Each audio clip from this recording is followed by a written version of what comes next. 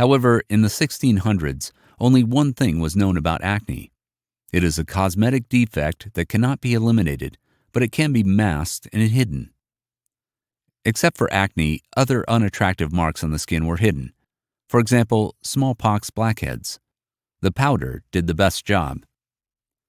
And if before the reign of Elizabeth I, the powder was used selectively, the Queen of England and Ireland turned the use of white powder into the main makeup trend of those times. Best of all, her snow-white face is seen in the Armada portrait, the execution of which was commissioned in 1588 by the artist George Gower in honor of the resounding victory of the British over the Spaniards.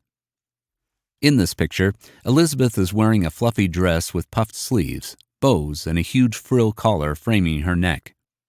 The Queen's face is smooth, milky white, and she seems surprisingly young, although when the picture was painted, she was already 55 years old, and this age at that time was considerable. Experts came to the conclusion that such carefully thought-out elements of appearance were created in order to cultivate a divinely perfect image of the Queen in the eyes of her subjects. At the helm of a large and powerful state, Elizabeth, the last of the Tudor dynasty, clearly understood how important it was to have the right image in society, and was especially diligent in controlling how she would be presented in official portraits. As a result, very vivid images of her have survived to this day. The face on which always looks snow-white and stone impregnable, and the outfits are very realistic and diverse. By the way, Elizabeth applied a thick layer of makeup on her face for a reason, to hide the scars from smallpox which she had suffered. Although her authority was so unshakable that other ladies and even gentlemen began to mindlessly imitate this element of her appearance. Virtually all members of the English court of the 17th century used wigs and carefully powdered their faces. The problem is that the powder, which was made from white lead, was the perfect breeding ground for bacteria. As a result, its regular use provoked the appearance of acne. In the Elizabethan era, the number of people suffering from this disease was especially high, but women and men ended up using even more powder to hide those red rashes. If they could not hide an acne stain or a scar from smallpox with the help of powder, then stickers of various shapes came to the rescue: stars, crescents, and hearts. These patches were glued to the affected areas of the skin. There was even an opinion that the larger they were, the higher the status in society of their owner. At some point, the general fashion for patches led to the fact that they were worn not as a disguise for skin imperfections, but simply as an ornament. Later, these stickers morphed into beauty spots, small skin decorations that mimic freckles. French aristocrats of the 18th century were especially fond of them. In 1638, 35 years after Elizabeth's death, scientists first concluded that acne is a typical female reaction to menstruation. Indeed, acne is often hormonal in nature and can appear just before menstruation. Today, this type of acne is eliminated with the help of hormonal oral contraceptive pills, which even out the hormonal background of a woman and thus provide clear skin. But in the 17th and 18th centuries, women fought rashes in other ways. Pierre-Joseph Bouchoz was born in the French city of Metz on January 27, 1731. From early childhood, he showed interest in various sciences. Any information the boy grasped in a single flash. Parents, caregivers, and teachers could not be prouder of him. Pierre-Joseph was expected to have a great future. Parents were sure that a competent and intelligent lawyer would grow out of an inquisitive child. They hired teachers who were supposed to explain to Pierre-Joseph the basics of law. Then the corresponding school followed. As expected, studying law came easily to him. At the age of 19, Pierre-Joseph completed his studies without much difficulty, after which he was immediately accepted into the law office. The future of the young man was certain. He must have made an excellent lawyer. But Pierre felt out of place all the time. Although the law came easily to him, he felt that his calling was quite different. One fine day, he came to visit his parents' house in order to inform them that he was leaving his lucrative and promising profession.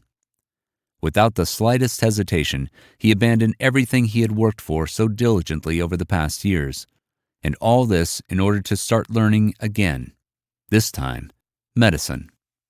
Pierre Joseph's relatives could not accept this choice for a long time.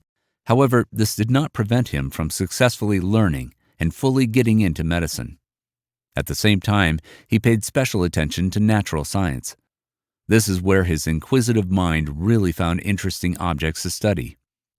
Pierre Joseph was interested in almost everything: botany, animals, birds, and even minerals. During his life, Pierre Joseph Buchholz became the author of numerous books on botany. One of them is called The Toilet of Flora. Written and published in 1784, it contains recipes for various essences, lipsticks, powders, and perfumes. Among other things, there are a number of recipes for anti-acne lotions in the book.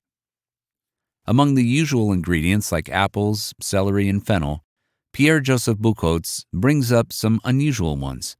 For example, veal or fresh chicken eggs. The recommendations given in the book are somewhat strange by today's standards. For example, the author gives recommendations on how to deal with rashes that appear in the mouth. In such cases, it is enough to attach a hot crust of bread to them. Meanwhile, the development of science continued. Scientists had been looking for effective ways to prevent acne. One of the means they frequently used was mercury. There were many recipes for mercury ointments. For example, one of them included sulfur, animal fat, and metallic mercury. You should give props to these medications. They really had antibacterial properties and also helped perfectly in the struggle against body parasites. Besides, mercury ointments perfectly whiten the skin. In other words, women of fashion of that time could achieve snow-white cheeks without the use of powder. However, the mercury had a drawback too, and a very significant one: its high toxicity. Regular use of mercury-based ointments has more than once resulted in fatal outcomes. By the way, mercury preparations are still used to treat acne, but firstly, their dosage and duration of use are strictly prescribed in the instructions. And secondly, there are fewer and fewer of them on sale, as they are being actively forced out from the market by safer antiseptic drugs. Although the active use of mercury in the 17th and 18th centuries had many negative consequences, it nevertheless became an impetus for further study of acne issues. Robert Willen moved to London in 1783. At that time, he was 25 years old and had recently received his doctorate in medicine. Robert was worried. New prospects opened before him. He had to prove himself from the best side in scientific circles. Robert already had experience with patients in Darlington, but this time it was different. After all, he was invited to teach at Carey Street Public Dispensary, which just the day before was officially opened and started its activities. It wasn't easy for Robert.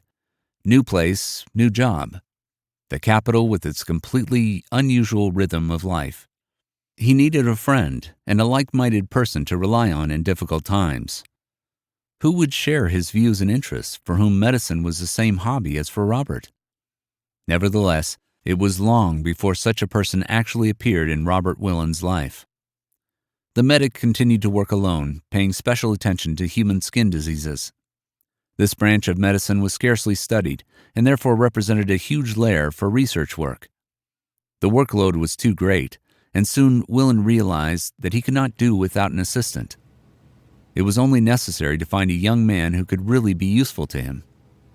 "It is a great honor for me to work with you, Dr. Willen," said a young man who, one of the following days, came to Robert Willen for an interview. He was still very young, but in his eyes shone that passion for knowledge, which was so characteristic of Robert himself. Without thinking twice, the scientist took the young man as his assistant.